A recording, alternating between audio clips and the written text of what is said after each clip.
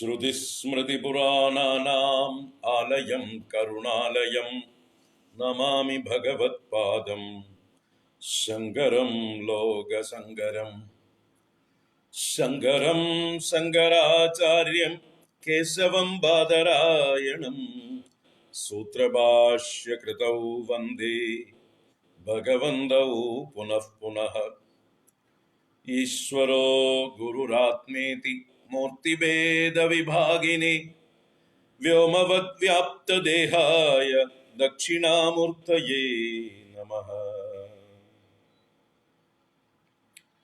सदाशिवसमारम्भां शङ्कराचार्यमध्यमाम् अस्मदाचार्यपर्यन्तां वन्दे गुरुपरम्पराम्।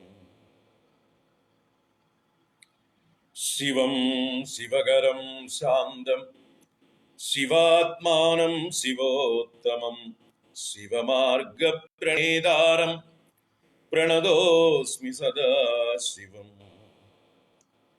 सर्वमङ्गलमाङ्गल्ये शिवे सर्वार्थसाधिके शरण्ये त्र्यम्बके गौरी नारायणि नमोऽस्तुते।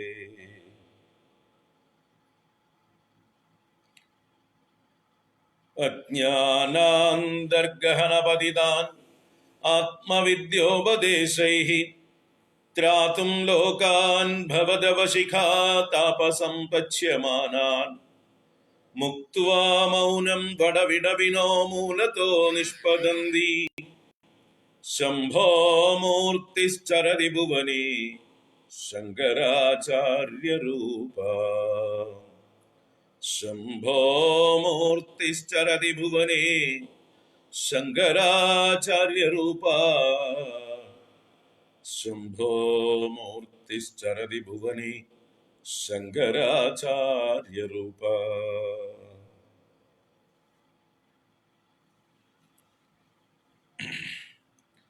ओम श्री गुरुभ्यो नमः। ओम नमः शिवाय। श्री महादेव्यै नमः। हरि ओम। എല്ലാവർക്കും നമസ്കാരം. എല്ലാവർക്കും സുപ്രഭാതം, ശുഭദിനം, സുസ്വാഗതം. ഒരിക്കൽ കൂടെ വൈശാഖമാസ ആശംസകൾ.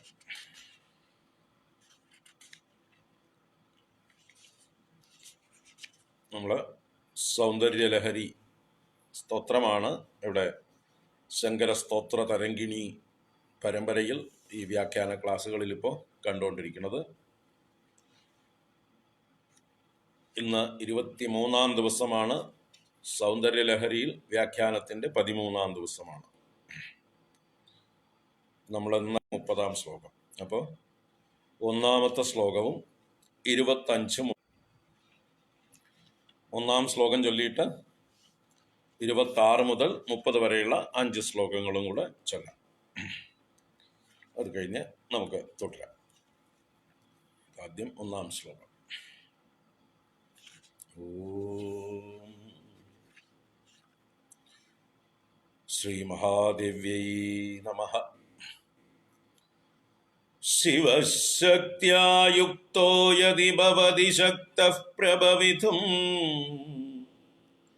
ന ചേദേവം ദേവോ ന ഖലു കുശലസ്പന്ദിതുമപി അധസ്ത്വാം ആരാധ്യാം ഹരിഹരവിരിഞ്ചാദിഭിരപി പ്രണന്തും സ്തോതും വാ കഥമകൃത പുണ്യ പ്രഭവതി.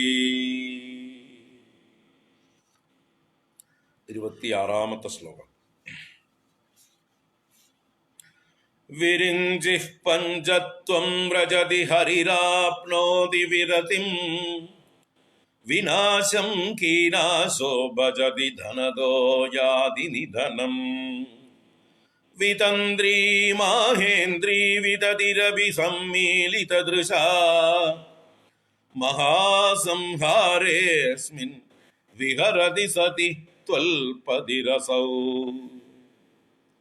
ജപോജൽപശില്പം സകലമപി മുദ്രാവിരചനാ ഗതിഃ പ്രാദക്ഷിണ്യക്രമണമശനാദ്യാഹുതിവിധിഃ പ്രണാമഃ സംവേശഃ സുഖമഖിലമാത്മാർപ്പണദൃശാ സപര്യാപര്യായഃ തവ ഭവതു യന്മേ വിലസിതം സുധാമപ്യാസ്വാദ്യ പ്രതിഭയജരാമൃത്യുഹരിണീ വിപദ്യന്തേ വിശ്വേ വിധിശതമഗാദ്യാദിവിശതഃ കരാളം യക്ഷ്വേളം കബളിതവദ കാലകലനാ ന ശംഭോസ്തന്മൂലം തവ ജനനി താടങ്കമഹിമാ കിരീടം വൈരിഞ്ചം പരിഹര പുരഃ കൈടബിദഃ കഠോരേ കോട്ടീരേ സ്കലസി ജഹി ജംബാരിമകുടം പ്രണമ്രേഷ്വേദേഷു പ്രസവമുപയാതസ്യ ഭവനം ഭവസ്യാഭ്യുത്ഥാനെ തവ പരിജനോക്തിർവിജയത്തെ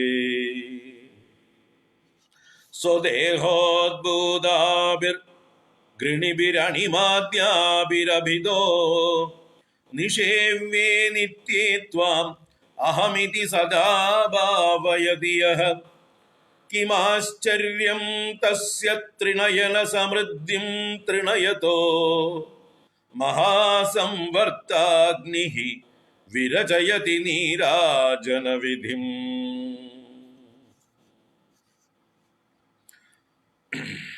ഹരിയോ. ഇന്നിവിടെ കറണ്ട് ഇല്ല, എങ്കിലും നമ്മൾ എമർജൻസി ലൈറ്റും മറ്റൊക്കെ വെച്ച് ഒപ്പിക്കുകയാണ്. എങ്കിലും നിങ്ങൾക്ക് നന്നായിട്ട് കാണും എന്ന് ഞാൻ കരുതുന്നുണ്ട്. കേൾക്കാനും വിഷമമുണ്ടാവില്ല. അപ്പോൾ കാര്യം നടക്കും. വലിയ പ്രകാശമില്ല എന്നേ ഉള്ളൂ, സാരമില്ല. ഇപ്പോൾ ദേവിയുടെ മഹിമ വർണ്ണിച്ചു കൊണ്ടിരിക്കുകയായിരുന്നു സൗന്ദര്യലഹരികാരൻ ശങ്കരാചാര്യർ. പ്രളയകാലത്ത് അമൃതം കുടിച്ച ദേവന്മാരെല്ലാവരും ലയം പ്രാപിക്കുമ്പോഴും അമ്മയുടെ ഭർത്താവ് വിഷം കുടിച്ച ആളായിട്ട് പോലും, കാളകൂട വിഷം പാനം ചെയ്ത ആളായിട്ട് പോലും പ്രളയകാലത്തും അദ്ദേഹത്തിന് യാതൊരു ഹാനിയുമില്ല, അദ്ദേഹം ശേഷിക്കുന്നു എന്ന് പറഞ്ഞു. ആ ആശയം പിന്നീടും 28-ാം ശ്ലോകത്തിലും തുടർന്നു.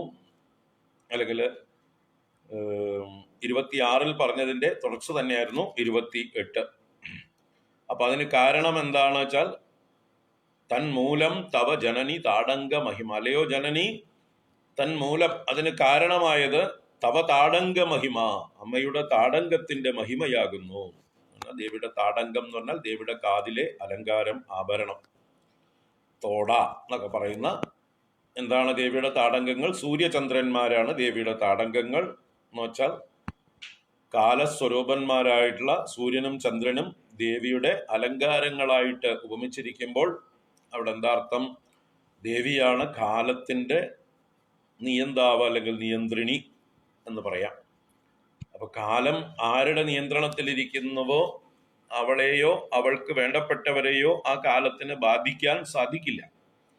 അപ്പോൾ ആ ദേവിയുടെ പതിയായിരിക്കുന്ന മഹാദേവന് കാലബാധ ഇല്ല എന്ന് സൂചിപ്പിച്ചു. അഥവാ മഹാദേവന് കാലബാധ ഉണ്ടായാൽ നമ്മുടെ സനാതനധർമ്മത്തിന്റെ സങ്കല്പപ്രകാരം ദേവി താടങ്കത്തെ അഴിച്ചു വെക്കണം. അപ്പൊ ദേവി കാലത്തെ സ്വതന്ത്രമാക്കണം എന്നർത്ഥം. അത് പറ്റില്ല, കാലത്തിന് സ്വാതന്ത്ര്യമില്ല. കാലം ആരെ ആശ്രയിച്ചിരിക്കുന്നു? ഈശ്വരിയെ ആശ്രയിച്ചിരിക്കുന്നു. കാലം സെക്കൻഡാണ്, കാലം ഫസ്റ്റ് അല്ല ഒരിക്കലും, അല്ലേ? കാലത്തിന്റെ യൂണിറ്റ് ആരംഭിക്കുന്നത് സെക്കൻഡ് എന്നാണ്. അപ്പോൾ കാലം എന്നിൽ നിന്നാണ് ആരംഭിക്കുന്നത്, ഞാനാണ് ഫസ്റ്റ്. ആ എൻ്റെ ആത്മസ്വരൂപിണിയാണ് ദേവി. അതുകൊണ്ട് നമ്മൾ കഴിച്ചിട്ടേ കാലമുള്ളൂ, ഈശ്വരനെ കഴിച്ചിട്ടേ കാലമുള്ളൂ എന്നറിയാം. കാലത്തെ ഇവിടെ ദേവിയിൽ നിന്ന് ഭിന്നമായിട്ട് സ്വതന്ത്രമായിട്ടൊരു കാലം ഇല്ല എന്ന് സൂചിപ്പിക്കുകയാണ് അതിലൂടെ ചെയ്തത്. അത് കഴിഞ്ഞ് 29-ാമത്തെ ശ്ലോകത്തില് ദേവിയുടെ ആ സഭയിലെ മറ്റ് ദേവന്മാരെല്ലാം വന്ന് അവരുടെ കിരീടങ്ങളെ കൊണ്ട് ദേവിയുടെ പാതാരവിന്ദങ്ങളിൽ നമസ്കരിച്ച് നിൽക്കുന്നതായിട്ടുള്ള സന്ദർഭത്തിൽ മഹാദേവൻ ദൂരത്തുനിന്ന് എഴുന്നള്ളി വരുന്നതായിട്ടുള്ള സമയത്ത് ദേവി തൻ്റെ ഭർത്താവിനെ എതിരേൽക്കാനായിക്കൊണ്ട് എഴുന്നേറ്റ് പരിഭ്രമിച്ച് ആ ഭഗവാനെ അഭിമുഖമായിട്ട് ചെല്ലുമ്പോൾ ബ്രഹ്മദേവന്റെ കിരീടത്തിൽ തടയുന്നു. അമ്മയുടെ പാദങ്ങൾ മഹാവിഷ്ണുവിന്റെ കഠിനമായിട്ടുള്ള കോടീരത്തിൽ തടയുന്നു. ഇതാ തൊട്ടു മുമ്പിൽ ഇന്ദ്രന്റെ ശിരസ്സിരിക്കുന്നു, അതൊക്കെ ഒന്ന് ഒഴിവാക്കൂ എന്ന് ആ ദേവിയുടെ പരിജനങ്ങൾ അഥവാ സേവികമാരായിരിക്കുന്ന ദാസികളായിരിക്കുന്ന ദേവിമാർ ദേവിയോട് അപേക്ഷിക്കുന്നതായിട്ടുള്ള ഭാവം വർണ്ണിച്ചു. അപ്പൊ ദേവി എത്ര പാതിവ്രത്യനിഷ്ഠയുള്ളവളാണ്, ഭർത്താവിനെ ബഹുമാനിക്കുന്നവളാണെന്നും അതോടൊപ്പം തന്നെ ദേവിയുടെ ഐശ്വര്യം, മഹാരാജ്ഞി ആയിരിക്കുന്നതായിട്ടുള്ള ദേവിയുടെ ആ ഈശ്വരീയ ഭാവത്തെയും സൂചിപ്പിച്ചു. അതാണ് കിരീടം വൈരിഞ്ചം പരിഹര ഉര കൈടപവിത കഠോരേ കോടീരേ സ്കലസി ജയി ജംബാരിമകുടം പ്രണമ്രേഷു ഏതേഷു പ്രസവമുപയാതസ്യ ഭവനം ഭവസ്യ അഭ്യുത്ഥാനേ തവ പരിജനോക്തിർ വിജയതേ. തവ പരിജനാനാം ഉക്തി വിജയതേ. അമ്മയുടെ പരിജനങ്ങളുടെ ശബ്ദങ്ങൾ അവിടെ മുഴങ്ങി കേൾക്കുന്നു എന്ന് സൂചിപ്പിച്ചു. അതിനുശേഷം 30-ാമത്തെ ശ്ലോകത്തില് ദേവിയുടെ ശരീരത്തിലെ കിരണങ്ങൾ പോലെ തന്നെയാണ് സ്വാഭാവികമായി ദേവിയുടെ ശരീരത്തിൽ നിന്നുണ്ടാവുന്നവയാണ് അഷ്ടസിദ്ധികൾ, അണിമാതി ഐശ്വര്യങ്ങളെല്ലാം തന്നെ. അപ്പൊ ദേവിയിൽ നിന്ന് വേറിട്ട് അവയ്ക്ക് നിലനിൽപ്പില്ല, ഉറവിട സ്ഥാനമില്ല. അപ്പൊ അണിമാതി ഐശ്വര്യങ്ങളെല്ലാം സ്വാഭാവികമായി ദേവിയുടെ കിരണങ്ങളാകുന്നു, ദേവിയുടെ കാന്തിയാകുന്നു, പ്രകാശമാകുന്നു, വിഭൂതിയാകുന്നു എന്ന് പറഞ്ഞ് അങ്ങനെ ആ അണിമാതി ഐശ്വര്യങ്ങളോടുകൂടിയ ദേവതകളോടുകൂടിയ ആ ദേവിയെ ആർ ഉപാസിക്കുന്നുവോ അണിമാതിബിരാവൃതാം മയൂകൈഹി എങ്ങനെ ഉപാസിക്കുന്നു? അഹമിത്യേവ വിഭാവയേ ഭവാനീം എന്ന് പറഞ്ഞു. അഹമിത്യേവ ഞാൻ തന്നെ എന്ന് ആ ദേവിയെ, ആ ഭവാനി ദേവിയെ, ഭവാനി അസ്മി അഹം, അഹം ഭവാന്യസ്മി, അഹം ഭവാന്യസ്മി എന്ന് ആരാണോ അഹം ബ്രഹ്മാസ്മി എന്ന ഭാവത്തിൽ അഹം ഭവാന്യസ്മി, ഞാനാ എന്റെ ഉപാസ്യ ദേവതയായിരിക്കുന്ന ദേവി തന്നെയാണ് എന്റെ ആത്മസ്വരൂപവും എന്ന് അഭേദമായിട്ട് ആര് ധ്യാനിക്കുന്നുവോ അവന് ത്രിനയനന്റെ സമൃദ്ധിയേക്കാൾ തൃണമാക്കി ചെയ്യുന്നതായിട്ടുള്ള ഒരു അനുഭവം ഉണ്ടാകുന്നു. എന്ന് വെച്ചാൽ മഹാദേവനേക്കാൾ ആള് വലിയ സ്ഥാനത്തെ പ്രാപിക്കുന്നു. എന്താ കാരണം? ദേവിയുമായിട്ടാണ് അയാൾക്ക് സായുജ്യം അഥവാ താതാത്മ്യം. അങ്ങനെ ദേവിയുമായി സായുജ്യം പ്രാപിച്ച ഒരാൾക്ക് പ്രളയകാല അഗ്നി നീരാജന ദീപമായി മാറുന്നു. അതാണ് മഹാസംവർത്താഗ്നി. ആ പ്രളയകാലത്തെ അഗ്നി വിരചയതി നീരാജന വിധിം, നീരാജന വിധിയെ വിരചിക്കുന്നു. അപ്പൊ അയാൾക്ക് അത്ര നിസ്സാരമാണ് എന്നർത്ഥം. പ്രളയാഗ്നി തന്റെ പാദത്തിൽ നീരാജനം ചെയ്യുന്നതായിട്ടുള്ള ഭാവമേ ഉള്ളൂ ദേവി ഉപാസകനെ സംബന്ധിച്ച്. അപ്പൊ ദേവി ഉപാസകനും ദേവി സായുജ്യഭാവം കൊണ്ട് താതാത്മ്യം കൊണ്ട് കാലഭയമില്ലാത്തവനായി തീരുന്നു. അവന് മരണഭയമില്ല, അവന് പ്രളയത്തെ പോലും ഭയമില്ല എന്നർത്ഥം. ആ ഒരു അവസ്ഥയെ പ്രാപിക്കുന്നു. അപ്പൊ അതിനുള്ള ഉപാസനയാണ് ദേവിയെ അണിമാതി വിഭൂതികളോടുകൂടി സിദ്ധികളോടുകൂടി സേവിക്കപ്പെടുന്നതായിട്ടുള്ള ഭാവത്തിൽ ദേവിയെ ആരാണോ അഹം ഇതിയേവ ഞാൻ തന്നെ എന്ന് ഉപാസിക്കുന്നത് എന്ന്. അത് 30-ാം ശ്ലോകത്തിന്റെ ആശയം. ഇനി 31, 32, 33 മുതലായ ശ്ലോകങ്ങള് ദേവിയുടെ പഴയ ആ ശ്രീചക്ര അല്ലെങ്കിൽ ശ്രീവിദ്യ മന്ത്ര ഉപാസനകളെ സംബന്ധിച്ചതായിട്ടുള്ള തത്വങ്ങളെ പ്രതിപാദിക്കാനാണ്. വളരെ രഹസ്യങ്ങളായിരിക്കുന്ന ഗൂഢങ്ങളായിരിക്കുന്ന തത്വങ്ങളെ കുറിച്ച് പ്രതിപാദിക്കുന്നതായിട്ടുള്ള ശ്ലോകങ്ങളാണ്. നമുക്ക് അവയൊന്ന് സാമാന്യം കണ്ടിട്ട് പോകാം. 31-ാമത്തെ ശ്ലോകം.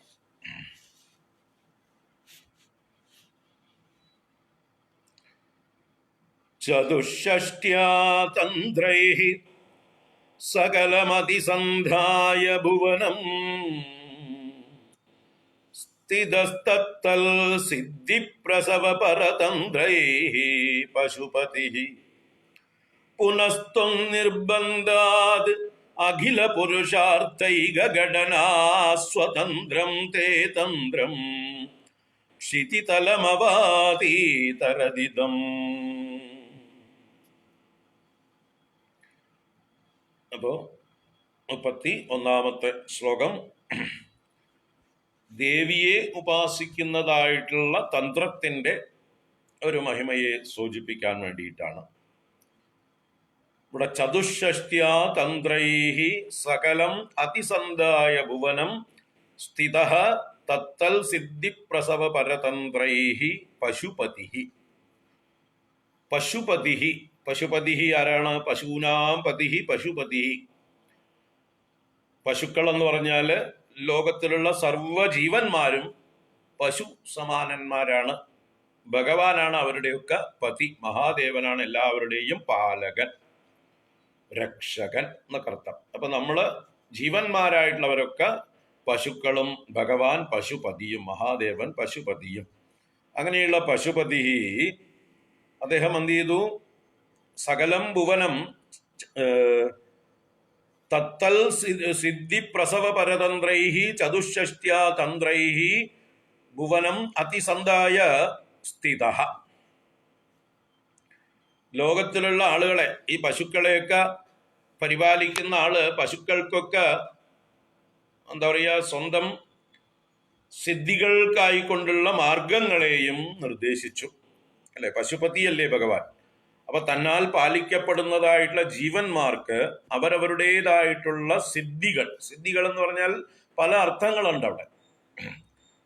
അതാണ് ഇവിടെ തത്തത് സിദ്ധി പ്രസവ പരതന്ത്രൈഹി എന്നാണ്. തത്തത് സിദ്ധി, ഓരോരുത്തർക്കും, ഓരോ പശുവിന്റെയും, ഇവിടെ ഓരോ ജീവന്റെയും സംസ്കാര വിശേഷത്തിനനുസരിച്ച് ആവശ്യമായിട്ടുള്ള സിദ്ധികൾ.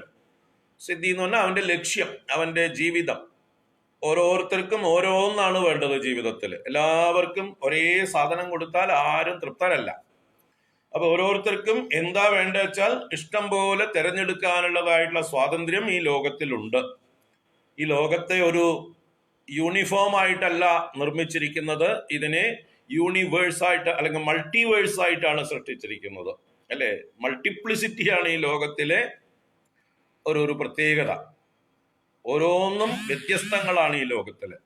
അതെന്തിനാ വെച്ചാൽ ഈ ലോകത്തിലുള്ള ഓരോരുത്തരുടെയും അഭിരുചി വ്യത്യസ്തങ്ങളാണ്. അപ്പോൾ ഓരോരുത്തരും അവരവരുടെ അഭിരുചിക്ക് അനുസരിച്ചുള്ളതായിട്ടുള്ള, ഇപ്പൊ എല്ലാ മനുഷ്യന്മാർക്ക് തന്നെ ഭക്ഷണത്തിലുള്ളതായിട്ടുള്ള അഭിരുചിയെ കുറിച്ച് നോക്കിയാൽ നമുക്ക് അന്തം വിട്ടുപോകും നമ്മള്, അല്ലെ? ഓരോ ദേശത്തും ഓരോ കാലത്തും ഉള്ളതായിട്ടുള്ള ഭക്ഷണങ്ങളുടെ വൈവിധ്യം പറയാൻ ആകെ കൂടി 6 രസങ്ങളെ ബേസിക് ആയിട്ടുള്ളൂ. ഷഡ്രസങ്ങളാണ് ആകെ ബേസിക് ആയിട്ടുള്ള ഭക്ഷണത്തിലുള്ളത്, അല്ലെ? മധുരം, ഉപ്പ്, കയ്പ്, ചവർപ്പ്, പുളി, എരിവ്. ഈ 6 രസങ്ങളാണ്, ഷഡ്രസങ്ങളാണ് ബേസിക് രസങ്ങൾ. പക്ഷെ ഈ 6നെ കൂട്ടിയിട്ട് ഈ ലോകത്തില് ഇപ്പൊ ചൈനയിൽ പോയാൽ എന്തെല്ലാം തരത്തിലുള്ളതായിട്ടുള്ള ഡിഷസ്, അല്ലെ? യൂറോപ്യൻ ഡിഷസ് എന്തൊക്കെയാണ്, അതുപോലെ ആഫ്രിക്കൻ ഡിഷസ് എന്തൊക്കെയാണ്, അറേബ്യൻ ഡിഷസ് എന്തൊക്കെയാണ്, നമ്മുടെ ഭാരതീയമായിട്ടുള്ള ഓരോ ദേശങ്ങളിലും ചെല്ലുമ്പോൾ എന്തൊക്കെയാണ് വൈവിധ്യങ്ങള്. കേരളത്തിൽ തന്നെ ഓരോ ജില്ലകളിലും അതിൽ തന്നെ ഓരോ പ്രദേശങ്ങളിലും ചെല്ലുമ്പോൾ എന്തെല്ലാം വൈവിധ്യങ്ങള്. അപ്പൊ മനുഷ്യന്റെ അഭിരുചിയുടെ വ്യത്യാസമാണ് ഇതെല്ലാം. അപ്പൊ ഇതുപോലെ തന്നെയാണ് അവന്റെ ഓരോ കാര്യത്തിലും. വസ്ത്രധാരണത്തിൽ കാണുന്നില്ലേ, നമ്മൾ എല്ലാവർക്കും ഒരേപോലെ വെള്ള വസ്ത്രം കൊടുത്തിരുന്ന ഒരു കാലം ഉണ്ടായിരുന്നു, അല്ലെ? അന്ന് വസ്ത്രം വെള്ള മാത്രമേ ഉണ്ടായിരുന്നുള്ളൂ. പിന്നീടാണ് കളർ വസ്ത്രങ്ങളൊക്കെ ഇവിടെ ഇറങ്ങി തുടങ്ങിയത്. അപ്പൊ കളറായപ്പോൾ ഓരോരുത്തരും ഓരോ കളർ തിരഞ്ഞെടുക്കാൻ തുടങ്ങി. പിന്നെ ആകൃതികളിൽ വ്യത്യാസം വരുത്തി. അതിൽ തന്നെ സ്ത്രീകൾക്ക് പല ആകൃതിയിലുള്ളതായിട്ടുള്ള വസ്ത്രങ്ങള്, അതുപോലെ ആഭരണങ്ങൾ തിരഞ്ഞെടുക്കുകയാണെങ്കിൽ എന്തെല്ലാം വൈവിധ്യങ്ങള്. ജ്വല്ലറി പോയ അന്തം വിട്ടുപോകും നമ്മള്. ഇങ്ങനെ ഏതേത് രംഗത്ത് പോയാലും ഓരോരുത്തരുടെയും അഭിരുചിക്കനുസരിച്ച് ഇവിടെ ലോകത്തിൽ വെറൈറ്റി നമുക്ക് ഈശ്വരൻ തന്നിരിക്കുന്നു.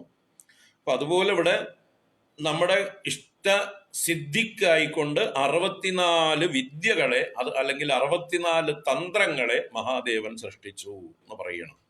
ചതുഷ്ഷഷ്ടി എന്ന് പറഞ്ഞാൽ ഷഷ്ടി 60, ചതുഷ്ഷഷ്ടി 64. 64 തന്ത്രങ്ങൾ, പലതരത്തിലുള്ളതായിട്ടുള്ള വിദ്യകളാണ്. അതെല്ലാം ഓരോ ഉപാസനാ വിധികളാണ്. ഓരോരുത്തർക്കും എന്തെന്ത് ലക്ഷ്യമോ അതിനനുസരിച്ചിട്ടുള്ള തന്ത്രങ്ങൾ അനുസരിച്ചിട്ടുള്ള ഉപാസനകള് ഭഗവാൻ നിശ്ചയിച്ചു വെച്ചു എന്ന് ഒരു തരത്തിൽ പറയാം. അപ്പോൾ അതാത് രീതിയിൽ ഉപാസിച്ചാൽ അതാത് ബലം മാത്രം. ഇന്ന ദേവതയെ ഇന്ന രീതിയിൽ ഇന്ന മന്ത്രങ്ങളെ കൊണ്ട് ഉപാസിച്ചു കഴിഞ്ഞാൽ ഇന്ന ബലം, ഇന്ന ദേവതയെ ഉപാസിച്ചാൽ ഇന്ന ബലം, അതിന് ഇന്ന മന്ത്രങ്ങള്, ഇന്ന തന്ത്രങ്ങള്, ഇന്ന യജ്ഞങ്ങള്, യാഗങ്ങള്, ഹോമങ്ങള്, ചിലതിലൊക്കെ ഇപ്പൊ മഹാദേവൻ നിർദ്ദേശിച്ചത് എന്ന് മഹാദേവനിൽ ആരോപിക്കപ്പെടുന്നതായിട്ട് പല തന്ത്രങ്ങളുണ്ട്. ചിലതൊക്കെ ഹിംസാത്മകങ്ങളായിട്ടുള്ള തന്ത്രങ്ങൾ കൂടിയാണ്. ഇപ്പൊ ഈ അഘോരികൾ എന്നൊക്കെ പറയുന്നതായിട്ടുള്ള ആളുകളുടെയൊക്കെ അനുഷ്ഠാനങ്ങളിലൊക്കെ പലതിലും ഹിംസാത്മകങ്ങളായിട്ടുള്ള ജന്തുഹിംസയൊക്കെ വരുന്നതായിട്ടുള്ള പലതരം തന്ത്രങ്ങൾ പറയപ്പെടുന്നുണ്ട്. അതൊക്കെ മഹാദേവൻ നിർമ്മിച്ചതാണോ എന്ന് ശങ്ക ഉണ്ട്, നമുക്ക് സംശയിക്കേണ്ടതുണ്ട്. എങ്കിലും എല്ലാം ഭഗവാന്റെ തലയിൽ അടിച്ച് ഏൽപ്പിച്ചിട്ടുണ്ട്. ഭഗവാനാണെങ്കിലോ ശാന്തനാണ്, ലോകത്തെ മുഴുവൻ എന്താ പറയുക താനായി കാണുന്ന ആളാണ്. അപ്പൊ അദ്ദേഹത്തിന് ഇങ്ങനെ ഹിംസാത്മകങ്ങളായിട്ടുള്ള തന്ത്രങ്ങളൊക്കെ ഉപദേശിക്കാൻ പറ്റുമോ എന്ന് ചോദിച്ചാൽ അദ്ദേഹത്തിന്റെ പേരിൽ പല പൂർവീകരായിട്ടുള്ള ആളുകളും ഉണ്ടാക്കി എന്ന് വേണമെങ്കിൽ പറയേണ്ടി വരും. എന്താ കാരണം വെച്ചാൽ അവർക്ക് അതാണ് താല്പര്യം, അവരുടെ അഭിരുചിക്ക് അവരുണ്ടാക്കി. അപ്പൊ അതിന് കാരണമായിട്ട് ഭഗവാന്റെ തലയിൽ കെട്ടിവെച്ചു.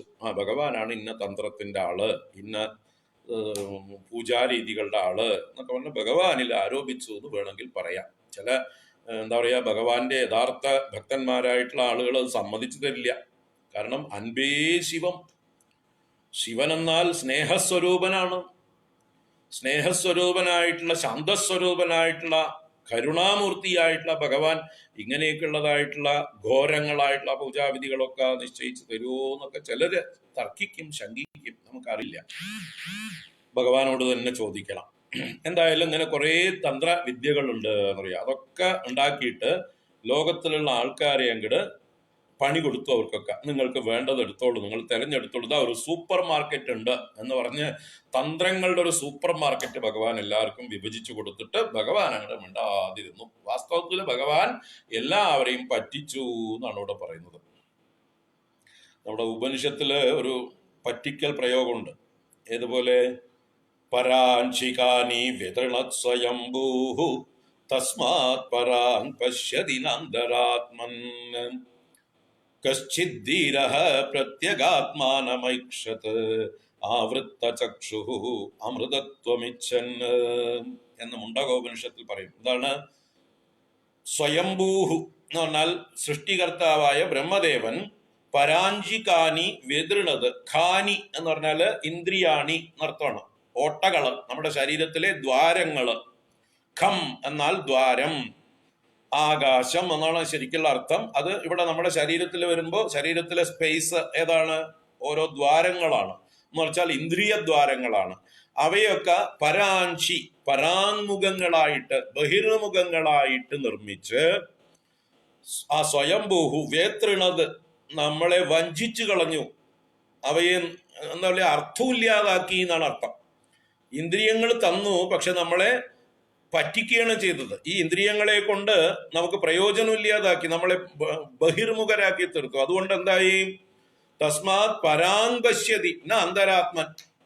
ഈ ഇന്ദ്രിയങ്ങൾ ബഹിർമുഖങ്ങളായതുകൊണ്ട് ആരും ഉള്ളിലിരിക്കുന്ന അന്തരാത്മാവിനെ ദർശിക്കുന്നില്ല.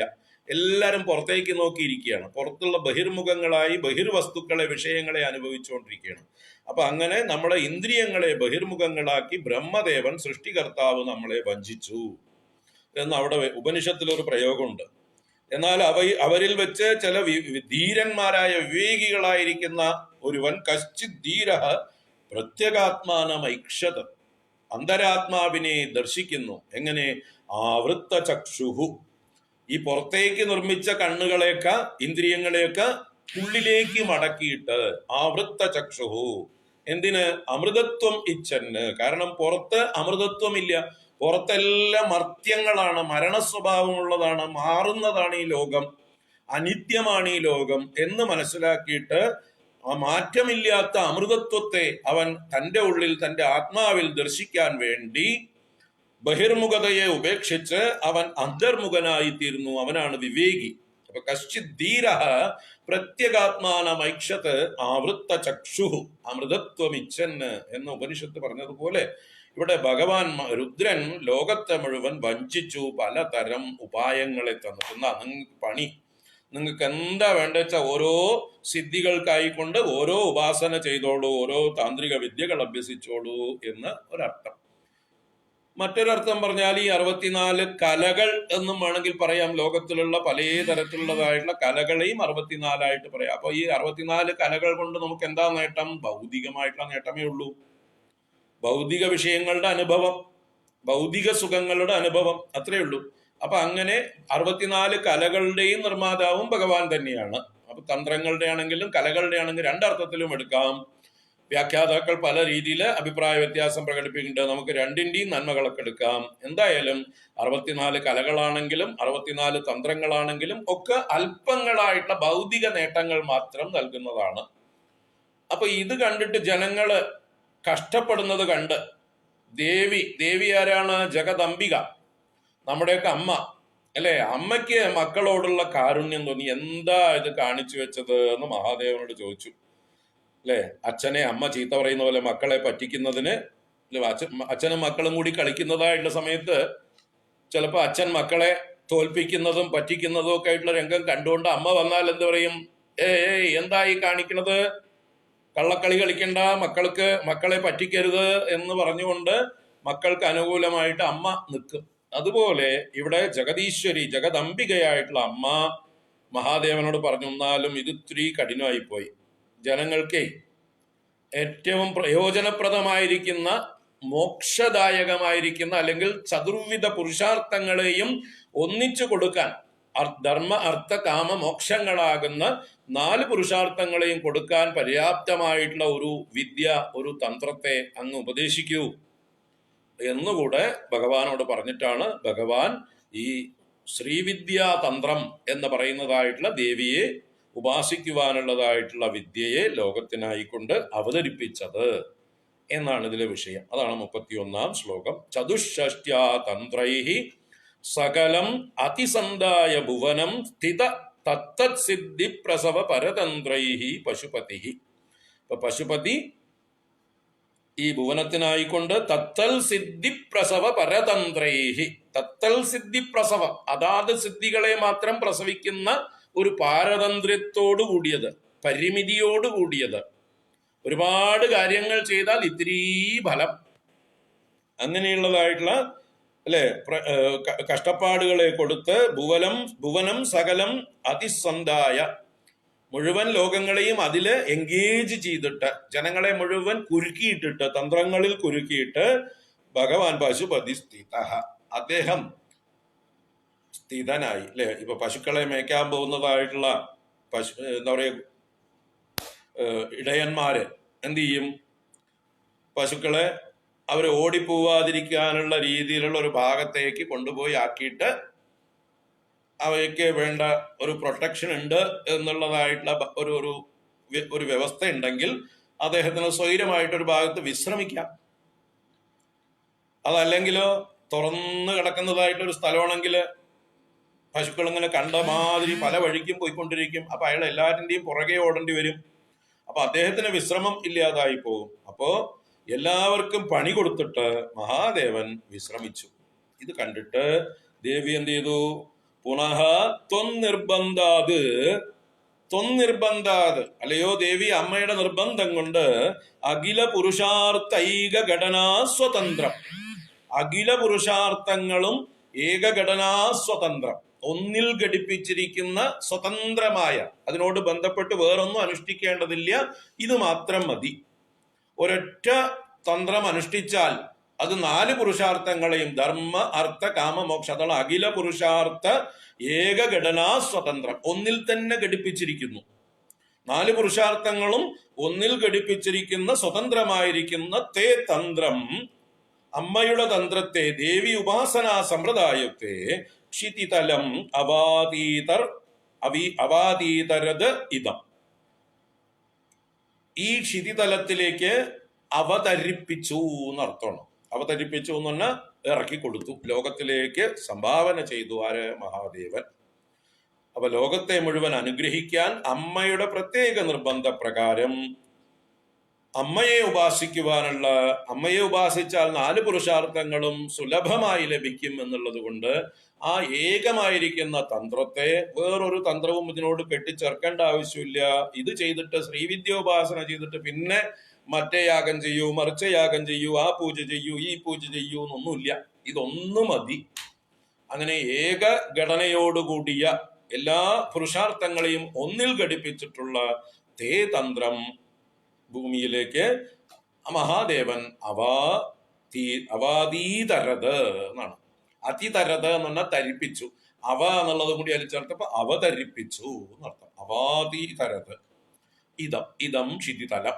ഈ ക്ഷിതിതലത്തെ ഭഗവാൻ രക്ഷിച്ചു എന്നർത്ഥം. ഒരർത്ഥത്തില് ഈ ലോകത്തിലുള്ള ആളുകൾക്കൊക്കെ രക്ഷപ്പെടാനുള്ള വഴിയും ചെയ്തു എന്നർത്ഥം. നമ്മുടെ നാരായണീയകാരൻ ഇതുപോലൊരു പ്രയോഗം ഉണ്ട്. നാരായണീയത്തില് 3-ാമത്തെ ദശകത്തിലാണ് തോന്നുന്നു, ഓർമ്മ വരില്ല, അതോ 2-ാമത്തതിലും. കഷ്ടാതേ സൃഷ്ടിചേഷ്ട ബഹുതര ഭവഖേദാവഹ ജീവഭാജ ഇത്യേവം ആലോചിതമജിതമയാ നൈവ മദ്യാഭിജാനേ നോ ചേജ്ജീവാ കഥം വാ.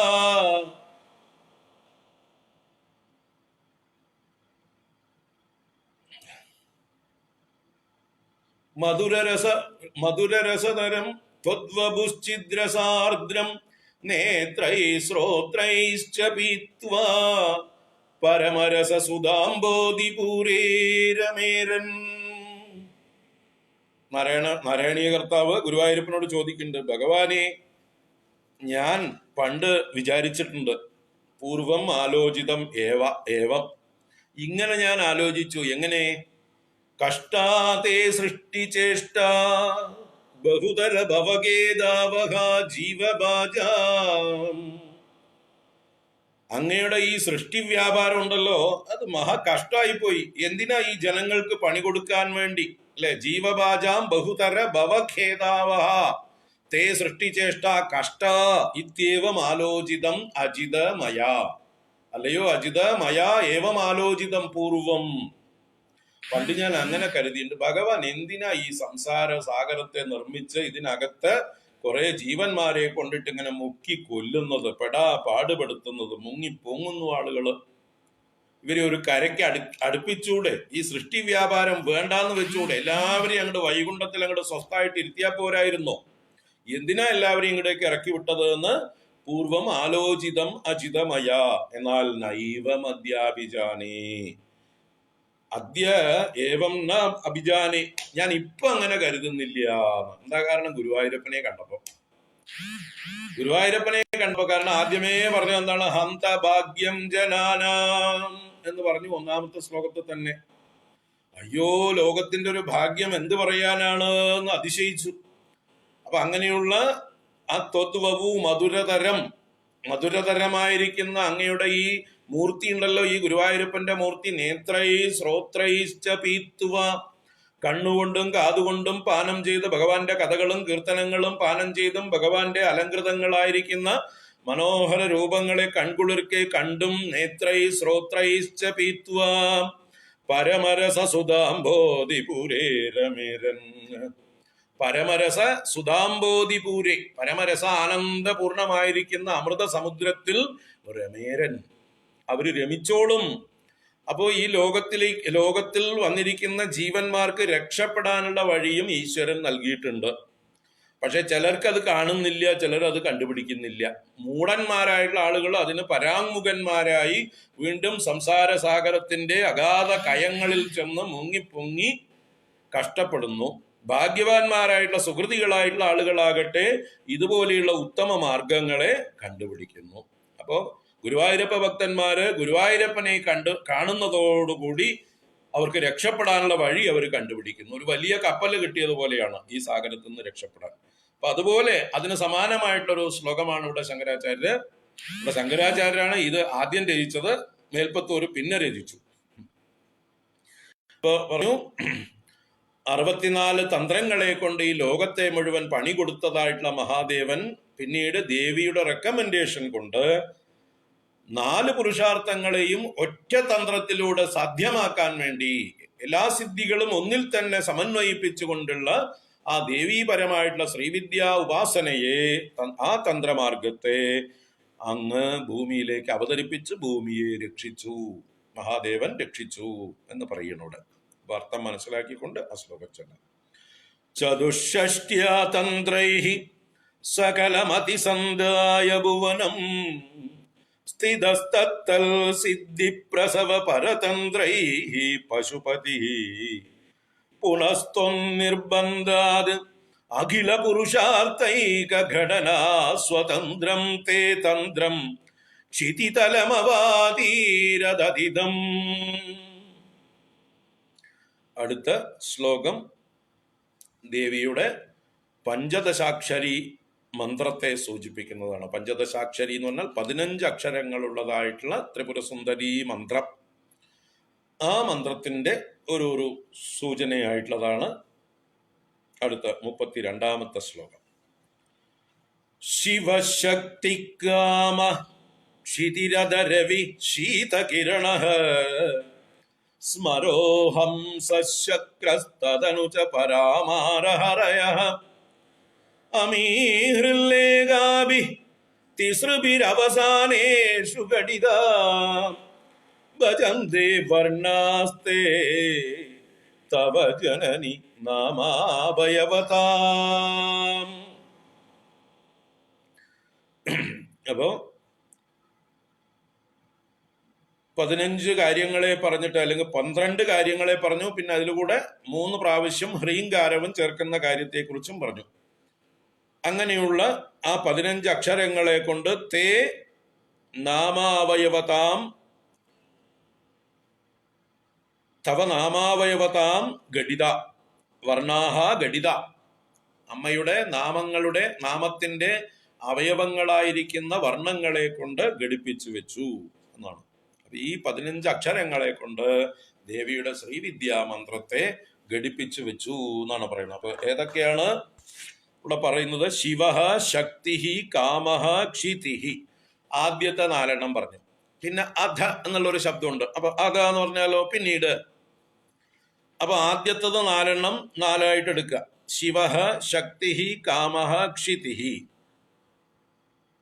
അപ്പൊ ഇതൊക്കെ കോഡാണ് എന്ന് പറഞ്ഞാലോ, ഇതിൽ നിന്ന് ചില അക്ഷരങ്ങള് ഉരുത്തിരിച്ചെടുക്കണം നമ്മൾ. അതിന്റെ ചില സമ്പ്രദായങ്ങൾ നമ്മുടെ പൂർവികർക്കൊക്കെ വളരെ സുലളിതമായിട്ട് അറിയുമായിരുന്നു. അതിന്റെ സമ്പ്രദായമാണ് കടപയാതി സമ്പ്രദായം എന്ന് പറയും.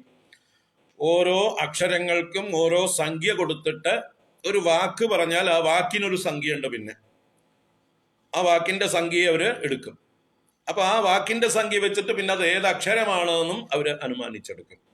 അപ്പൊ ഇങ്ങനെ ചില അങ്ങോട്ടും ഇങ്ങോട്ടും ഉള്ള പസിൽസ് ആണ് ഇതൊക്കെ, ക്ലൂകളാണ്. നമ്മുടെ ആൾക്കാർ എത്ര ബുദ്ധിമാന്മാരും എത്ര സാമർഥ്യമുള്ളവരായിരുന്നു എന്നൊക്കെ, ഏത് കാലം തൊട്ടാണ് ഇതൊക്കെ തുടങ്ങിയിട്ടുള്ളത് എന്ന് പോലും അറിയില്ല നമുക്ക്. അനാദിയായിട്ടുള്ള കാലം മുതൽക്ക് ഇതൊക്കെ പ്രയോഗത്തിലുണ്ട്. നമ്മുടെ ഈ കവിതകൾ രചിക്കുന്നതിന്റെ കാലം, ആ കവിയുടെ പേര്, ഇതൊക്കെ അവർ പറയാതെ പറഞ്ഞിട്ടുണ്ടാവും ഇങ്ങനെയുള്ള ചില സൂചനകളിലൂടെ. അപ്പൊ അതിൽ നിന്ന് അതിനെക്കുറിച്ച് അറിവുള്ള പണ്ഡിതന്മാരാണ് വേർതിരിച്ചെടുക്കുക. ഇവര് ഈ കാവ്യം രചിച്ചിരിക്കുന്നത് ഇന്ന വർഷത്തിലാണ്, ഇത്ര കാലം മുമ്പാണ്, അവരുടെ പേര് ഇന്നതാണെന്ന് ഇതിൽ സൂചിപ്പിക്കപ്പെട്ടിട്ടുണ്ട് എന്നൊക്കെ ഈ എന്താ പറയാ സംഖ്യകൾ, അക്ഷരങ്ങളുടെ സംഖ്യകളിൽ നിന്ന് ഗണിച്ചെടുക്കുകയാണ് ചെയ്യുന്നത്. അപ്പൊ അതൊരു മാത്തമാറ്റിക്സ് ആണ്. അതൊന്നും നമ്മളൊന്നും പഠിച്ചിട്ടില്ല. നമുക്കതൊന്നും പഠിക്കാനുള്ള നല്ലതൊന്നും നമ്മുടെ എന്താ പറയാ നമ്മുടെ സ്കൂളുകളിൽ പഠിപ്പിച്ചില്ല. വേദിക് മാത്തമാറ്റിക്സ് എന്നൊക്കെ പറഞ്ഞിട്ടുള്ള മാത്തമാറ്റിക്സ് ഉണ്ട്. അതുപോലെയുള്ള ഈ കടപയാദിയൊക്കെ നമ്മുടെ മലയാളത്തിലുള്ളതായിട്ടുള്ള, സംസ്കൃതത്തിലും മലയാളത്തിലുള്ളതായിട്ടുള്ള ഒരു സമ്പ്രദായമാണ്. ഇതൊന്നും നമ്മളെ പഠിപ്പിച്ചില്ല. നമ്മുടേതായിട്ടുള്ള പൂർവികമായിട്ടുള്ള നല്ലതിനെയൊക്കെ കളഞ്ഞിട്ട് ആവശ്യമില്ലാത്തതായിട്ടുള്ള കുറേ കാര്യങ്ങൾ നമ്മുടെ തലയിൽ കുത്തിവെച്ച് നമ്മളെ ഒന്നിനും കൊള്ളാത്തതാക്കുന്ന ഒരു വിദ്യാഭ്യാസമാണ് നെഹ്റൂവിയൻ വിദ്യാഭ്യാസം. ലെഫ്റ്റിസ്റ്റ് ചരിത്രകാരന്മാരാലും ലെഫ്റ്റിസ്റ്റ് വിദ്യാഭ്യാസ വിചക്ഷണന്മാരാലും സ്വാതന്ത്ര്യാനന്തര ഭാരതത്തില് ഉണ്ടായത്. ഭാരതം സ്വാതന്ത്ര്യമായപ്പോഴെങ്കിലും ഭാരതത്തിന്റെ തനതായ വിദ്യാഭ്യാസ സമ്പ്രദായത്തിലേക്ക് തിരിച്ചു പോകേണ്ടതായിരുന്നു. ഭാരതം ലോകത്തിന്റെ മുഴുവൻ ഗുരുവായിരുന്നു എല്ലാ കാലത്തും. ഭാരതത്തിലേക്ക് ഇവിടെ ആരും പഠിപ്പിക്കാനായിട്ട് വരേണ്ട കാര്യമൊന്നും ഉണ്ടായിരുന്നില്ല. ഈ അടുത്ത കാലത്തായിട്ട് ചില ആളുകൾ പറയുന്നുണ്ട് ഇവിടെയൊക്കെ എന്താ പറയുക, ക്രിസ്ത്യൻ മിഷണറികൾ വന്നതുകൊണ്ടാണ് നമ്മളൊക്കെ വിദ്യാഭ്യാസത്തിൽ മുന്നേറിയത് എന്ന്. അതൊക്കെ വെറും മൂഢത്തരങ്ങളാണ്. ക്രിസ്ത്യൻ മിഷണറികൾ വന്ന് ഇംഗ്ലീഷ് പഠിപ്പിച്ച് നമ്മളെ ഒന്നിനും കൊള്ളാത്തവരാക്കി എന്ന് പറയാം. അതിനു മുമ്പേ ഇവിടെ എല്ലാ വിദ്യാഭ്യാസവും ഉണ്ടായിരുന്നു. ഇവിടെ നളന്ദയും തക്ഷശിലയും ലോക പ്രശസ്തങ്ങളായിട്ടുള്ള വിദ്യാഭ്യാസ കേന്ദ്രങ്ങളായിരുന്നു. അതുപോലെയുള്ള അനേക എന്താ പറയുക യൂണിവേഴ്സിറ്റികൾ ഉണ്ടായിരുന്നു ഇവിടെ. യേശു ക്രിസ്തു പോലും ഈ നളന്ദയിലും തക്ഷശിലയിലും വന്ന് പഠിച്ചു പോയിട്ടുള്ള ആളാണ്. യേശു ക്രിസ്തുവിന്റെ ജീവചരിത്രത്തില് 12-ാം വയസ്സ് മുതൽ 26-ഓ 27-ാം വയസ്സ് ഒരു 10-12 വർഷം അദ്ദേഹത്തെ കുറിച്ച് ഒരു ഡീറ്റെയിൽസും എവിടെയും പറയുന്നില്ല. ആ കാലത്ത് അദ്ദേഹം ഭാരതത്തിലാണെന്നും അദ്ദേഹം ഈ ഗുരുകുലങ്ങളിൽ പഠിക്കുകയായിരുന്നു എന്നുമുള്ളതാണ് ചരിത്രകാരന്മാർ പറയുന്നത്. അപ്പോ ഈ ക്രിസ്ത്യാനികളും ക്രിസ്തുവൊക്കെ ഉണ്ടാവുന്നതിനൊക്കെ എത്രയോ മുമ്പ് 10,000 വർഷങ്ങളായിട്ട് ഇവിടെ ഗുരുകുലങ്ങളുണ്ട്. ഇവിടെ സർവ്വവിദ്യകളും അതിന്റെ പൂർണ്ണതയിലേക്ക് എത്തിയിരുന്നു. എല്ലാ ശാസ്ത്രങ്ങളും ഇവിടെ വികസിച്ചിരുന്നു. പിന്നെ പലതിൻ്റെയും ടെക്നോളജി അവർ പുറത്തേക്ക് വിട്ടില്ല എന്ന് മാത്രമേ ഉള്ളൂ. അതിനെ വെച്ചിട്ടാണ് ഇപ്പോൾ ഉള്ളവർ പരിഹസിക്കുന്നത്. ആ ടെക്നോളജി പുറത്തു വിടാതിരുന്നത് ഇത് ഉപയോഗിക്കുക ദുഷ്ടന്മാരാണ്. ഏത് ടെക്നോളജിയും നമ്മൾ ആദ്യം പുറത്തുവിട്ടാൽ ആദ്യം ഉപയോഗിക്കുക അതിന് അധികാരികളല്ലാത്ത ദുഷ്ടന്മാരാണ്. അത് നമ്മുടെ പൂർവികർക്ക് അറിയാമായിരുന്നു. അതുകൊണ്ട് അധികാരികളായിട്ടുള്ള ആളുകൾക്ക് മാത്രമേ ഓരോ വിദ്യയും കൊടുക്കാൻ പാടുള്ളൂ. ഇപ്പൊ ബ്രഹ്മാസ്ത്രം പോലെയുള്ള അസ്ത്രങ്ങളൊക്കെ പണ്ട് ഉപദേശിച്ചിരുന്നത് യോഗ്യരായിട്ടുള്ള ശിഷ്യന്മാർക്ക് മാത്രമായിരുന്നു. ദ്രോണാചാര്യർ തന്റെ പുത്രനായിട്ടുള്ള അശ്വത്ഥാമാവിന് പോലും ബ്രഹ്മാസ്ത്രം ഉപദേശിച്ചില്ല. അർജുനന്റെ യോഗ്യത കൊണ്ട് മാത്രം അർജുനൻ ഉപദേശിച്ചു. പക്ഷേ ആ അശ്വത്ഥാമാവ് തന്റെ അച്ഛന്റെ മുമ്പില് ഷാഢ്യം പിടിച്ച് അച്ഛനെ കൊല്ലാകൊല ചെയ്യുന്ന രീതിയിൽ പെരുമാറിയപ്പോഴാണ് ആ അച്ഛന്റെ വാത്സല്യം കൊണ്ട് വഴിവിട്ട് അദ്ദേഹം ബ്രഹ്മാസ്ത്ര വിദ്യ പറഞ്ഞു കൊടുക്കുന്നത്. പക്ഷേ അതിന്റെ പ്രയോഗമേ പറഞ്ഞു കൊടുത്തുള്ളൂ. ഉപസംഹാരം പറഞ്ഞു കൊടുക്കുമ്പോഴേക്കും മകൻ പോയി. അവൻ അധികാരിയല്ല എന്നർത്ഥം. അശ്വത്ഥാമാവ് ബ്രഹ്മാസ്ത്രത്തിന്റെ പ്രയോഗം മാത്രമേ പഠിച്ചുള്ളൂ, ഉപസംഹാര വിദ്യ പഠിച്ചില്ല. അപ്പൊ ഏത് വിദ്യയും അതിന്റെ പ്രയോഗത്തോടൊപ്പം അതിന്റെ ഉപസംഹാരവും അറിയാൻ സന്നദ്ധരായിട്ടുള്ള അധികാരികൾക്ക് കൊടുക്കാവൂ. ഇപ്പൊ നമ്മുടെ ചൈനയിൽ ഇതാ ഇപ്പൊ വുഹാൻ എന്ന് ഈ പറഞ്ഞ എന്താ പറയുക ബയോവാർ അതിനുവേണ്ടി തയ്യാറാക്കിയതായിട്ടുള്ള ഈ കൃമി കീടങ്ങളെയാണ്, ഈ കൊറോണയെയാണ് അവരറിയാതെ അവരുടെ കൈവിട്ട് പോയതാണോ മനഃപൂർവ്വം അവർ പുറത്തേക്ക് പരിശോധിച്ചു നോക്കിയതാണോ അതൊക്കെ അന്വേഷിച്ച് കണ്ടുപിടിക്കണം ഇനി. അപ്പൊ ഇതൊക്കെ ഒരു തരം ബ്രഹ്മാസ്ത്രങ്ങളാണ്. അപ്പൊ അതുപോലെയുള്ള അസ്ത്രങ്ങളൊക്കെ നമ്മുടെ പൂർവികരുടെ കയ്യിൽ ഉണ്ടായിരുന്നു. വിമാന വിദ്യകളൊക്കെ നല്ലോണം ഡെവലപ്പ് ഉണ്ടായിരുന്നു. അതൊക്കെ അതിന് കൈകാര്യം ചെയ്യാൻ യോഗ്യരായിട്ട് ആളുകൾക്ക് മാത്രമേ കൊടുത്തിരുന്നുള്ളൂ, അല്ലെങ്കിൽ അത് ദുരുപയോഗം ചെയ്യപ്പെടും. ഇപ്പൊ നമ്മള് ഇത് കണ്ടില്ല, നമ്മുടെ എന്താ പറയുക പാലാഴി കടഞ്ഞതായിട്ടുള്ള സമയത്ത് അമൃതം വന്നു. കഷ്ടപ്പെട്ട് അമൃതമഥനം ചെയ്തെടുത്തപ്പോൾ അത് ആരാ ആദ്യം തട്ടിയെടുത്തത്? അസുര സ്വഭാവം, അസുരന്മാരാണ് തട്ടിയെടുത്തത്. അവർക്ക് വേണ്ടിയിട്ടാണോ അമൃതം മഥനം ചെയ്തത്? അപ്പൊ അതുപോലെയാണ് എല്ലാ വിദ്യയും. ഇപ്പൊ നമ്മളിതാ ഇപ്പൊ അണുവായുധങ്ങളും അല്ലെങ്കിൽ ഇപ്പൊ മൊബൈല് പോലെയുള്ളതായിട്ടുള്ള വിദ്യകളും ടെക്നോളജികളും ഒക്കെ ഡെവലപ്പായിട്ട് ഇതിനെ ഏറ്റവും കൂടുതൽ ഉപയോഗിക്കുന്നത് ആരാണ്? ദുരുപയോഗം ചെയ്യുന്നവരാണ് ഉപയോഗിക്കുന്നത്. നെഗറ്റീവായിട്ടുള്ള കാര്യങ്ങൾക്കാണ് ഇതെല്ലാം കൂടുതൽ ഉപയോഗിക്കപ്പെടുന്നത്. അതിന്റെ നല്ല വശങ്ങൾ ഉപയോഗിക്കപ്പെടുന്നതിനേക്കാൾ ഇന്നിപ്പോ TV മാധ്യമങ്ങള്, ന്യൂസുകള്, പത്രമാധ്യമങ്ങള് ഒക്കെ ജനങ്ങൾക്ക് സത്യസന്ധമായി ലോകത്തിൽ നടക്കുന്ന വിവരങ്ങളെ എത്തിക്കേണ്ടതായിട്ടുള്ള മാധ്യമങ്ങൾ ഇന്ന് കച്ചവട സാധനങ്ങളായി മാറി അവരുടെ കച്ചവടം നടത്താനുള്ള, അവരുടെ പബ്ലിസിറ്റി കൊടുക്കാനുള്ള മാധ്യമങ്ങളാക്കി നമ്മുടെ കാശ് കൊടുത്ത് നമ്മൾ അത് വാങ്ങിക്കുന്നത് പല ജ്വല്ലറികളുടെയും അതുപോലെയുള്ള എന്താ പറയുക സൂപ്പർ മാർക്കറ്റുകളുടെയും ഒക്കെ പരസ്യത്തിന് വേണ്ടിയിട്ട്, ആമസോണിന്റെയും അതുപോലെയുള്ളവരുടെയൊക്കെ പരസ്യം കാണാൻ വേണ്ടി നമ്മൾ കാശ് കൊടുത്ത് വാങ്ങിക്കുക.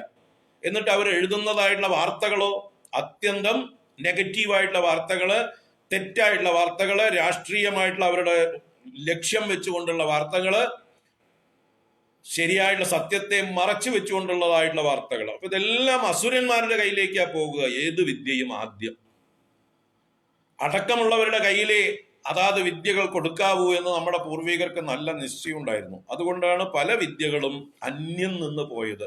ഒരു ഉത്തമ ശിഷ്യനെ കിട്ടാത്തത് കൊണ്ട് ആ ഗുരുക്കന്മാര് അതാത് വിദ്യകള് ഉപദേശിച്ചു കൊടുക്കാതെ പോയി. അങ്ങനെ കാലാന്തരത്തിൽ ഒരുപാട് വിദ്യകൾ നമ്മുടെ പൂർവികമായിട്ടുള്ള ശാസ്ത്രങ്ങളൊക്കെ നഷ്ടപ്പെട്ടു. അതിനെക്കുറിച്ചൊന്നും അറിവില്ലാത്തതായിട്ടുള്ള ആധുനികന്മാരായിട്ടുള്ള ഇംഗ്ലീഷ് വിദ്യാഭ്യാസം ലഭിച്ച നമ്മുടെ ഇന്നത്തെ എന്താ പറയുക, നമ്മുടെ പുസ്തകങ്ങൾ ഉണ്ടാക്കുന്ന വിദ്യാഭ്യാസ വിചക്ഷണന്മാര് അതിനെക്കുറിച്ചൊക്കെ നെഗറ്റീവായിട്ടും എഴുതി വെച്ചു. എന്താ പറയുക, നമ്മുടെ അച്ഛൻ ഭ്രാന്തൻ, മുത്തച്ഛൻ മുഴുപ്രാന്തൻ, അതിന്റെ മുതുമുത്തച്ഛൻ അതിനേക്കാൾ വലിയ അന്ധവിശ്വാസി, മൂഢൻ എന്നൊക്കെയുള്ള വേണ്ടാത്തതൊക്കെ പഠിപ്പിച്ചു. വാസ്തവത്തിൽ അവരായിരുന്നു ബുദ്ധിമാന്മാർ, അവരായിരുന്നു വിവേകികൾ. അപ്പോ അതുപോലെയുള്ള ഒരു ശാസ്ത്രമാണ് ഇവിടെ മാത്തമാറ്റിക്സ്, ഇവിടെ കടപയാതി എന്ന് പറയുന്നതായിട്ടുള്ള സംഖ്യാശാസ്ത്രം.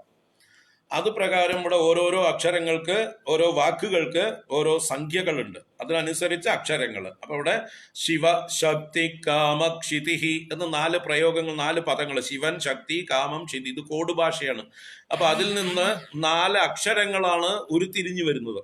അതാണ് ശ്രീവിദ്യാ മന്ത്രത്തിലെ ആദ്യ 4 അക്ഷരങ്ങൾ. ക എന്ന് ശിവ ശബ്ദത്തിൽ നിന്ന് ക ഉരുത്തിരിഞ്ഞു വരും. ശക്തി ശബ്ദത്തിൽ നിന്ന് എ എന്ന അക്ഷരം ഉരുത്തിരിഞ്ഞു വരും. കാമഹ എന്ന ശബ്ദത്തിൽ നിന്ന് ഈ എന്ന ശബ്ദം ഉരുത്തിരിഞ്ഞു വരും. ക്ഷിതി എന്ന ശബ്ദത്തിൽ നിന്ന് ള അല്ലെങ്കിൽ ല എന്ന അക്ഷരം ഉരുത്തിരിഞ്ഞു വരും. അപ്പൊ ഇങ്ങനെ 4 വാക്കുകളിൽ നിന്ന് 4 അക്ഷരങ്ങൾ ക, എ, ഈ, ള. അത് കഴിഞ്ഞ അനന്തരം രവി, ശീത, കിരണ, സ്മരോ, ഹംസ, ശക്ര. 6 കാര്യങ്ങളെ പറഞ്ഞു. പിന്നെ തദനു അതിനുശേഷം എന്ന് പറഞ്ഞിട്ട് പരാ, മാര, ഹരയഹ 3 കാര്യങ്ങൾ പറഞ്ഞു. അപ്പൊ ഇവിടെ 6. രവി. രവി എന്ന് പറഞ്ഞാൽ സൂര്യനാണ്, നമുക്കറിയാം. പക്ഷെ അത് ഒരു അക്ഷരത്തെ സൂചിപ്പിക്കാനാണ്. രവി സൂചിപ്പിക്കുന്നത് ഹ എന്നുള്ളതായിട്ടുള്ള അക്ഷരത്തെ സൂചിപ്പിക്കാനാണ്.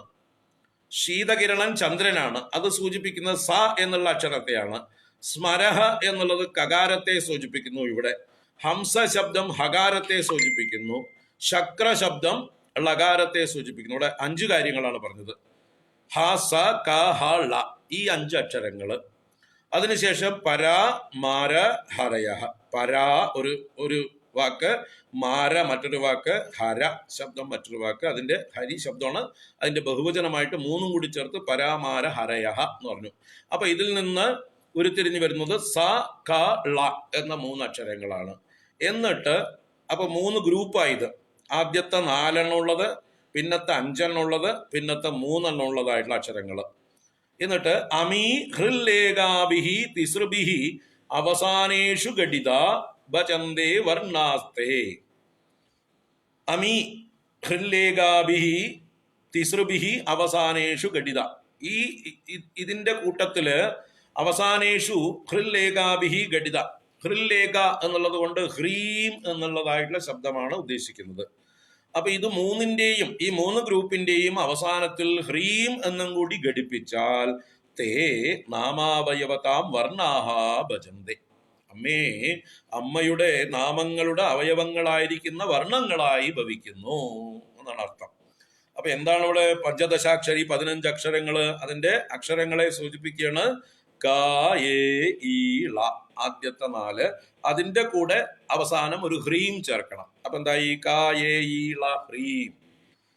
ഈ 5 അക്ഷരങ്ങളെ ചേർത്താണ് വാഗ്ഭവകൂടം എന്ന് പറയുന്നത്. 3 കൂടങ്ങളായിട്ട് ഈ പഞ്ചദശാക്ഷരിയെ തിരിച്ചിട്ടുണ്ട്. വാങ്മയകൂടം, മധ്യമകൂടം, ശക്തികൂടം, ഇങ്ങനെ. അപ്പൊ ഒരു ഹ്രീം വന്നു കഴിഞ്ഞാൽ ആദ്യത്തെ കൂടം, 5 അക്ഷരങ്ങളുള്ളത് ആദ്യത്തെ കൂടം, അത് ക, എ, ഈ, ള, ഹ്രീം. പിന്നത്തത് 5 അക്ഷരത്തിന് കൂടെ ഹ്രീം ചേർത്ത് 6 അക്ഷരങ്ങളുള്ള ഒരു കൂടം, മധ്യമകൂടം. അതാണ് ഹ, സ, ക, ഹ, ള, ഹ്രീം. അപ്പൊ അത് മധ്യമകൂടം 6 അക്ഷരം. പിന്നെ സ, ക, ള അതിന്റെ കൂടെ ഹ്രീം ചേർത്താൽ 4 ആയി.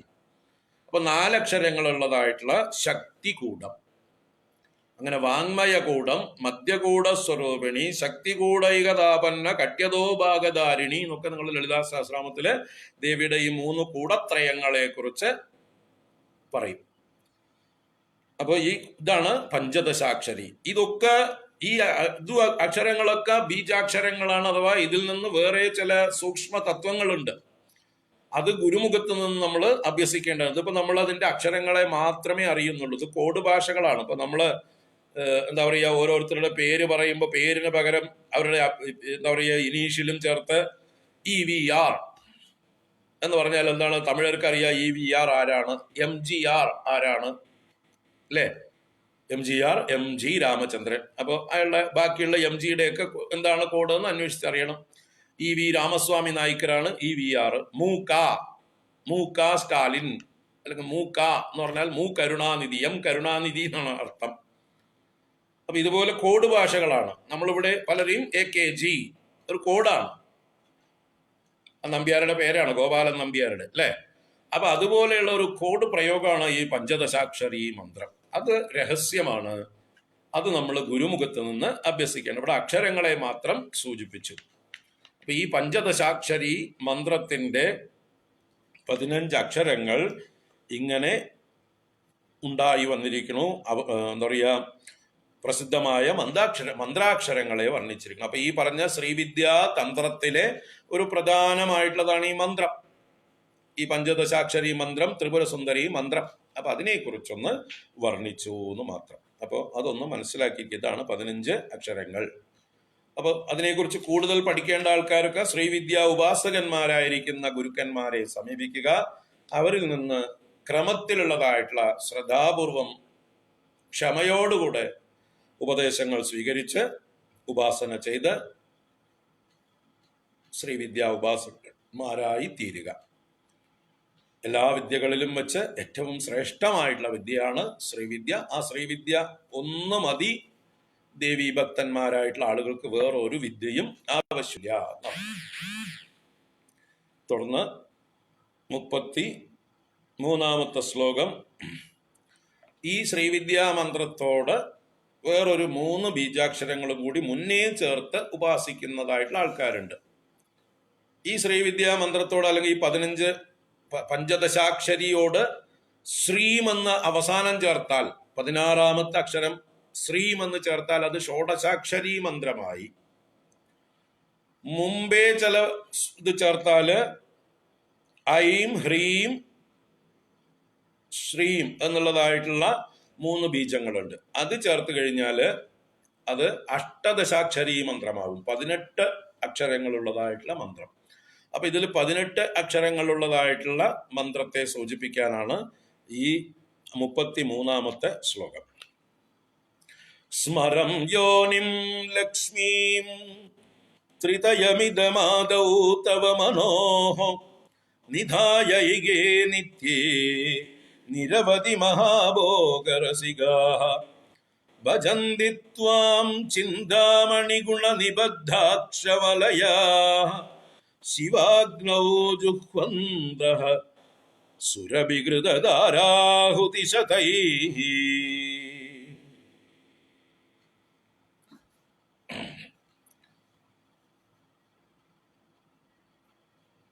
ഇങ്ങനെ ചിലര് ശിവാഗ്നൗ ജുഹ്വന്തഃ, ശിവാഗ്നിയിൽ ഹോമിക്കുന്നു. അങ്ങനെ സുരഭിഘൃതധാരാഹുതി ശതൈഹി. സുരഭിഘൃതം എന്ന് പറഞ്ഞാല് കാമധേനുവിന്റെ നെയ്യ് എന്നർത്ഥമാണ്. ഇവിടെ പശുക്കളുടെ നെയ്യ് എന്നർത്ഥമാണ്. നല്ല പശുവിന്റെ നെയ്യ് കൊണ്ട് അവയുടെ ധാര, ഘൃതധാര, ആഹുതി ശതൈഹി, ആഹുതി ശതങ്ങളെ കൊണ്ട്, 100 കണക്കിന് ആഹൂതികളെ കൊണ്ട് ഹോമം ചെയ്തുകൊണ്ട് ശിവാഗ്നൗ ജുഹ്വന്തഃ, ആ ആജ്യധാരകളെ കൊണ്ട് ശിവാഗ്നിയിൽ ഹോമിക്കുന്നവരായി, ശിവനാകുന്ന അഗ്നിയിൽ ഹോമിക്കുന്നവരായി ത്വാം ഭജന്തി, അമ്മയെ ഭജിക്കുന്നു. ചിന്താമണി ഗുണ നിബദ്ധ അക്ഷവലയാഹ, ചിന്താമണി ഗുണത്തിൽ നിബദ്ധങ്ങളായ അക്ഷവലയങ്ങളോട് കൂടിയവരായിട്ട്. ഇവിടെ വലയം എന്നാൽ മാല എന്നൊക്കെ അർത്ഥം, അക്ഷമാല എന്നർത്ഥം. അപ്പൊ രുദ്രാക്ഷമാലയില് ചിന്താമണിയും ചേർത്തിട്ടുണ്ട്. ചിന്താമണി എന്ന് പറഞ്ഞാല് ദുർലഭമായിട്ടുള്ള ദേവലോകത്തുള്ള മണിയാണ്. അതിന് പ്രതീകമായിട്ട് ചിലപ്പോൾ സ്ഫടികമണി, അപ്പൊ സ്ഫടികവും രുദ്രാക്ഷവും ചേർത്തുകൊണ്ടുള്ളതായിട്ടുള്ള മാലകൾ ധരിച്ചവരായിട്ടുള്ള അവർ രണ്ട് ശിവശക്തി ഉപാസകന്മാരാണ്. ശിവന്റെ പ്രതീകമായ രുദ്രാക്ഷവും ശക്തിയുടെ തത്വമായിട്ട് സ്ഫടികവും രണ്ടു തരം മാലകളും ധരിക്കുന്നു. ഇപ്പൊ രണ്ടും വെവ്വേറെയായിട്ടും ധരിക്കാം, രുദ്രാക്ഷമാലയും സ്ഫടികമാലയും, അല്ലെങ്കിൽ രുദ്രാക്ഷവും സ്ഫടികവും ഇടകലർന്ന് കെട്ടിയിട്ടും ഒക്കെ മാലകൾ ധരിച്ചവരായിട്ടുള്ള എന്ന് വെച്ചാൽ ശിവശക്തി ഐക്യരൂപിണി എന്ന് ആണ് ദേവിയെ അവർ ഉപാസിക്കുന്നത്.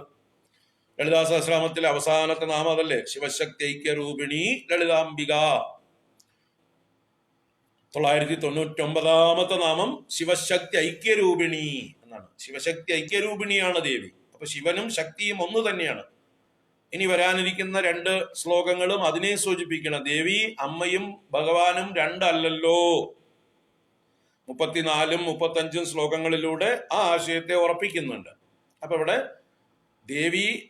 ദേവിയും ദേവനും ഒന്ന് തന്നെ ആയിക്കൊണ്ട് ശിവനാകുന്ന അഗ്നിയിലേക്ക് ഈ മന്ത്രങ്ങളെ, അഷ്ടദശാക്ഷരി മന്ത്രങ്ങളെ ചൊല്ലിക്കൊണ്ട് ഹോമിക്കുന്നു ചില ഭക്തന്മാർ. ചിന്താമണി ഗുണനിബദ്ധ അക്ഷവലയാഹ നിരവധി മഹാഭോഗ രസികാഹ, അവധിയില്ലാത്ത മഹാഭോഗങ്ങളിൽ രസിക്കുന്നവരായിട്ടുള്ള, ആനന്ദാനുഭൂതിയിൽ രസിക്കുന്നവരായിട്ടുള്ള സജ്ജനങ്ങൾ.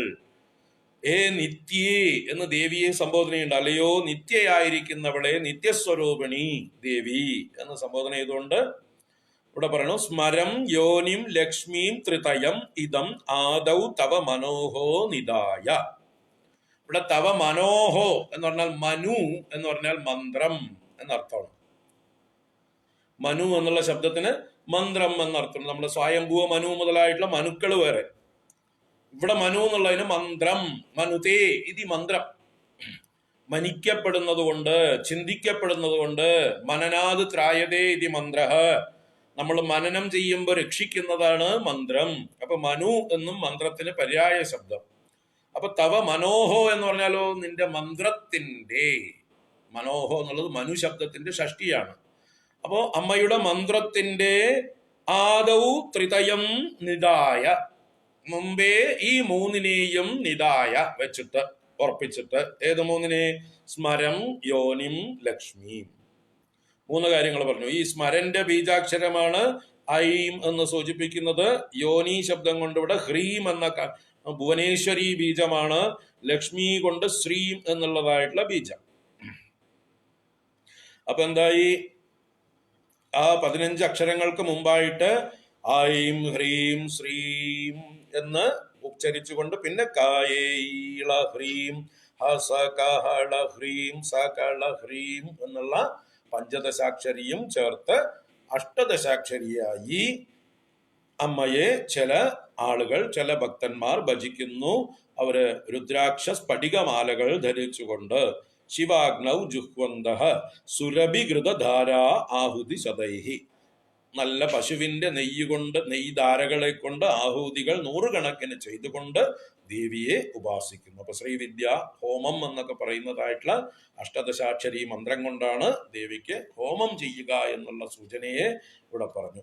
അതിനുശേഷം ഇനി അടുത്ത മന്ത്രം. ഇവർ രണ്ടുപേരും ഒന്ന് തന്നെയാണ്, അവർക്ക് തുല്യ പ്രാധാന്യമാണുള്ളത് എന്ന് സൂചിപ്പിക്കാൻ ഒരാളുടെ മഹാദേവന്റെ ശരീരം ദേവി, ദേവിയുടെ ആത്മാ മഹാദേവൻ, അല്ലെങ്കിൽ